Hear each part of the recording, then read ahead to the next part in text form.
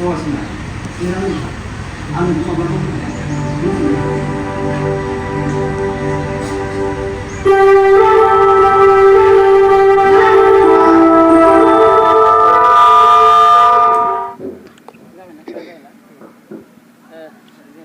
दासकाइनि बानजायानो नोंथांमोना दि दिन्थिफुंनाय दि थुनफावथाय बादायलायनाय दिनैनिफ्राय लाबाय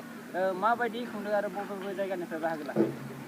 देग्लाय 8थि जोंना 8.0 बुरखां 8.0 खुंगा 8थि बुरखां दिन्थिफुंनाय थुनफावथाय बादायलायनाय दिनै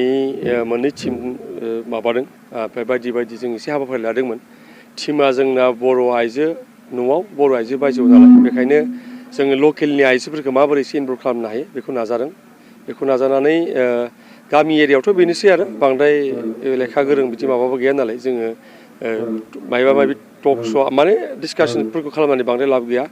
बेखायनो बिथांमोनखौ इनभल्भ खालामनो थाखाय जोङो बिथांमोनखौ माने दिरुं बोनाय बिदि एसे सिम्पोल आरो अर्डिनारि बयबो खालामो दाना थेवबो जों एसे खौसेथिनि मोनसे मेसेज माबाय गोसारो जों बेखौ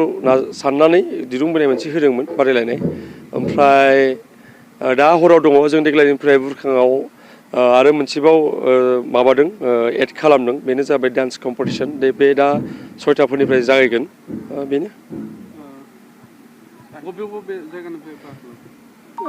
जायगायाथ' जोंना दिनै दङ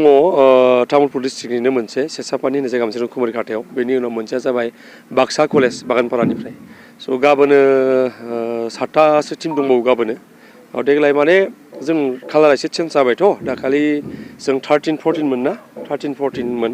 अखा हानानै जों फासयनांगौ जाबाय बिदिनो जोंना टटेल 14 टिम रेजिस्टार खालामदोंमोन नाथाय अखा हानानै बयहाबो बायदि मैया इसु थायो प्रब्लेम थायो स' बिथांमोना समखौ होनो हायासै दिनै नाथाय जोंहाबो खुङाबा जाया अखा बोथोर फावसायबाय थानो हाला दैज्लां फैबाय जों बेखायनो दिनै जेसेबां टिम दङ बिसोरखौ लानानै जों खुंनो थाखाय माने खुंबाय आरोखि ओरैनो नोंथाङा दि बिदि हारसिंनो बुरखां मुं होनानै बिदि माने कम्पिटिसन होगासिनो 8 बोसोर आगाननिफ्राय नोंथांनि थांखिया मा हारसिंथ' नंद्राया नै टिम मोनसे दङ दा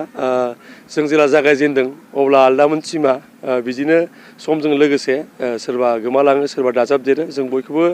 सोरबा थांनो नागिरबाबो जोङो बराय हरो थांनायखौबो आरो सोरबा फैयोबाबो जों बेखौ बरायो बेनो माबाया आरो मा सोंदोंमोन नोङो थांखिया मा थांखियाथ' आं आगोलनिफ्राय बुंबोगासिनो दङ थांखिया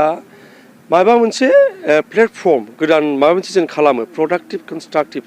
ड्रामानि थ्रुयै थुनफावथायनि गेजेरजों जेन आं जेला नायबाय मानसिफोरखौ बायदि मैया लेक्सार होनाय जों जेला नुयो आरोखि लेक्सारल' होयो गोलाव टाइमनि भाषण बिबुंथि होनोसै नङा होनबा नाथाय खोनासंग्राफोरा बादोंना मोजां मोनदों बेखौबो रावबो ध्यान होला जों बे सेम मेसेजखौ सेम बाथ्राखौ जुदि जोङो थुनफावथायनि गेजेरजों होयो अब्ला बेहाय मोनसे प्रडाक्टिभ कनस्ट्राक्टिभ मोनसे माने सरासनस्रा सुबुंफोराबो बुजिनाय जायो आरोखि बे थांखि लानानै गोदान जोलैनो माबा मोनसे प्लेटफर्म साननायनि जेन ज' जालायनो हायो जोङो बेफोरबायदि बायदि मैया थांखि लानानै बेखौ खुंदोंमोन आरोखि फिसायैनो